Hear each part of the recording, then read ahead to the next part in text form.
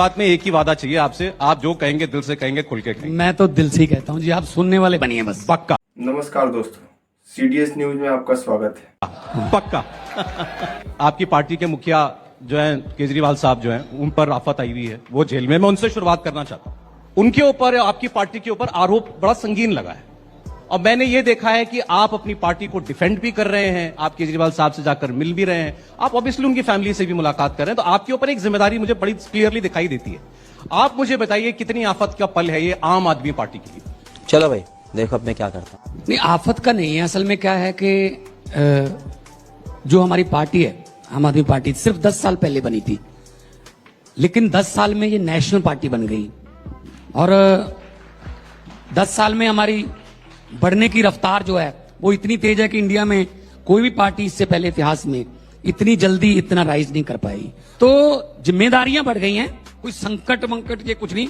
राजनीति में ups and down चलते रहते हैं, लेकिन अगर हम गिल्टी साबित हो गए उस दिन बात करना। आरोप तो जिस पर मर्जी आरोप लगा के आप अंदर कर दो। आप सत्ता में हो, आप किसी को भी अंदर कर दोगे, उसके बाद कहो जी इसकी पार्टी तोड़ दो, इसके एमएलए तोड़ लो, इसके एमपी तोड़ लो। ये तोड़ने वोड़ने वाली राजनीति हम नहीं करते, हम तो जोड़ने वाली राजनीति करते हैं। हम नाम की नहीं, हम काम की राजनीति करते हैं। ये बड़ी अच्छी बात कही आप।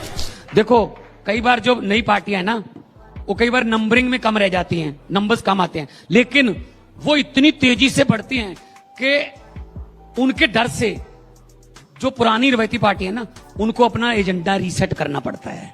चलो हमारे डर से ही सही अपना एजेंडा रीसेट कर लो भाई। अब करने लगे ना अस्पतालों की बात, अब होने लगी है ना स्कूलों की बात। अब गृह मंत्री साहब पर्चे बांट रहे थे ना दिल्ली में, घर घर जाके। पहले कब होता था ऐसा? पहले जो मैनिफेस्टो था, बीजेपी या तो मैनिफेस्टो कहती थी, या घोषणा पत्र कहती थी, या संकल्प पत्र कहती थी। जब उनको पता चला ये घोषणा पत्र, संकल्प पत्र लोगों के दिल में जा नहीं रहा, यार अरविंद केजरीवाल गारंटियां कहता है, चलो जी हमारा लफ्ज चोरी कर लिया, अब मोदी जी की गारंटियां आ गई। जब बजने लगी खतरे की घंटियां, तब मोदी जी को याद आ गई केजरीवाल की गारंटियां। अरे लूट लिया जा भाई आपने, लूट लिया। आपने कहा पहले ये नहीं होता था, पहले वो नहीं होता था, आप सब सीख रहे हैं। केजरीवाल साहब ने भी तो नई चीज सिखाई। चीफ मिनिस्टर जेल में है, वो इस्तीफा नहीं दे रहे। आज तक नहीं हुआ हिंदुस्तान के इतिहास में सर, चीफ मिनिस्टर को जेल 1 महीने से चीफ मिनिस्टर। कौन से कानून में लिखा है कि अगर सिटिंग चीफ मिनिस्टर को आरोप लगा के जेल के अंदर कर दोगे उससे इस्तीफा देना पड़ेगा?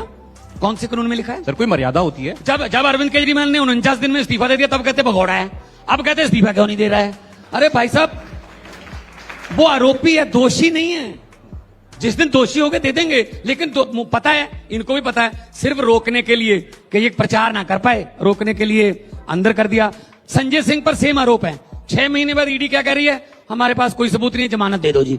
ऐसे ही अरविंद जी के बारे में कहेंगे तो ऐसे तो मैं सिटिंग सीएम हूं, मुझे भी अंदर कर देंगे, बोले इस्तीफा दो। ऐसे थोड़ी होता है।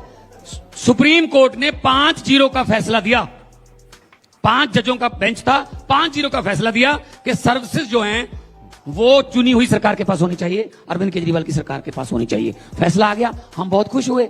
इतनी देर हमने केस लड़ा। 5 बजे कोर्ट बंद हुई, 6 बजे ऑर्डिनेंस जारी कर दिया कि नहीं जी नहीं, हम नहीं मानेंगे, जो दिल्ली के फैसले वो एलजी करेगा। आप मुझे ये बता दीजिए, पब्लिक बैठी है, पढ़े लिखे लोग हैं दिल्ली के, डेमोक्रेसी में सिलेक्टेड की चलती है या इलेक्टेड की चलती है? LG is selected, governors are selected, support जरूर करें, और मुख्यमंत्री इलेक्टेड। तो अगर डेमोक्रेसी आप समझते नहीं हो। सही कहा आपने। एक मिनट मेरी बात सुन। आपने कहा ना सच कह रहे हैं, तो मैं भी आपसे कहना चाहता हूं, मैं जो बोलूंगा उसको बीच में नहीं टोकोगे प्लीज। बोलिए। बीच में बोल। ये गवर्नर जो हैं, ये सिर्फ तमिलनाडु के मुख्यमंत्री को क्यों तंग करते हैं?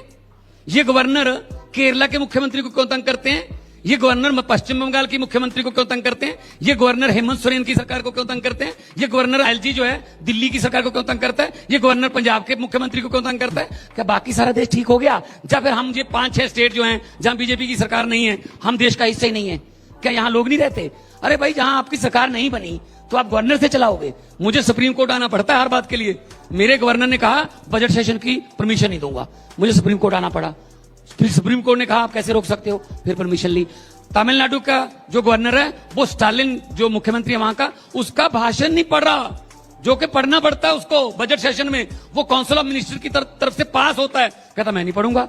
मेरा गवर्नर कहता है मैं माई गवर्नमेंट नहीं कहूंगा, उसमें लिखा होता है कि my government do this, my government done this. कहता ना, मैं माई गवर्नमेंट नहीं कहूंगा, मैं दिस गवर्नमेंट कहूंगा। मैंने कहा ठीक है, एक बार फिर जाता हूं चंद्रचूड़ जी के पास। कहता ठीक है, मैं कह दूंगा, बोल दूंगा, ठीक है। मतलब सुप्रीम कोर्ट से चलाना पड़ रहा है यार। आप तो इतने मिलनसार आदमी हैं, आपसे भी नहीं बन रही किसी की। क्या आप तो इतने मिलनसार हैं, मैं कह रहा ऐसे हूँ ही गवर्नर साहब की आपसे भी नहीं भाई बनी। की वीडियो देखना गवर्नर चाहते ही हैं ऐसे हमारे भेजे हुए हैं CDS ना चैनल को कि जो जरूर जो गवर्नर ज्यादा तंग करता है फिर उसको रिवॉर्ड मिलता है। Yes, yes, yes, yes, yes. You are right. Punjab को इतनी नफरत, जिन्होंने देश लेके दिया, भगत सिंह, राजगुरु सुखदेव, करतार सिंह सराभा, लाला लाजपत राय, और कुर्बानियां बहुत, अनगिनत कुर्बानियां हमारे पुरखों की, हमारे बुजुर्गों की। और पंजाब की झांकी जो 26 जनवरी में परेड निकलती है ना, इन्होंने इस बार पंजाब की झांकी रिजेक्ट कर दी। उसमें शहीद भगत सिंह थे, उसमें लाला लाजपत राय थे, जलियांवाला बाग का जो कांड था जिसमें हजारों लोग शहीद हो गए थे, ये था। उसमें माई भागो द फर्स्ट वीडियो सिख अच्छी वॉरियर लगी तो लाइक एंड लेडी थी सब्सक्राइब जो, जरूर उसका सारा होता। कहते जी थीम में नहीं आ रहे। अरे ये कौन होते हैं भगत सिंह को रिजेक्ट करने वाले? भगत सिंह को रिजेक्ट करोगे तुम? हमने तो आजादी का बहुत ज्यादा मोल दिया है और हमारी झांकियां नहीं आप उसमें शामिल कर रहे हो। कोई भी आजादी का फंक्शन पंजाब के बिना हो सकता है? अगर इनका बस चले ना, अगर इनका बस चले तो ये राष्ट्रीय गीत जो हमारा जनगण मन, उसमें से पंजाब निकाल देंगे। वो कहता है ना पंजाब सिंध गुजरात मराठा, वहां यूपी सिंध गुजरात मराठा कर देंगे। मतलब इंतहा देखो नफरत की। भैया बीजेपी नहीं है पंजाब में तो मैं क्या करूं इसमें?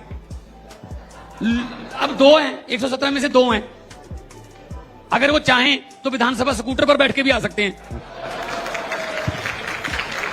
अब मैं क्या करूं इसमें? भी लोगों ने दिया फतवा ये, और इनको यह है कि पंजाब में इतनी हमारी ऐसे क्यों हो गया। दिल्ली में पहली बार कितने थे? 3 थे, अभी 7 हैं। दोस्तों अगर वीडियो पसंद आई हो तो हमारे YouTube चैनल को लाइक और सब्सक्राइब जरूर करें।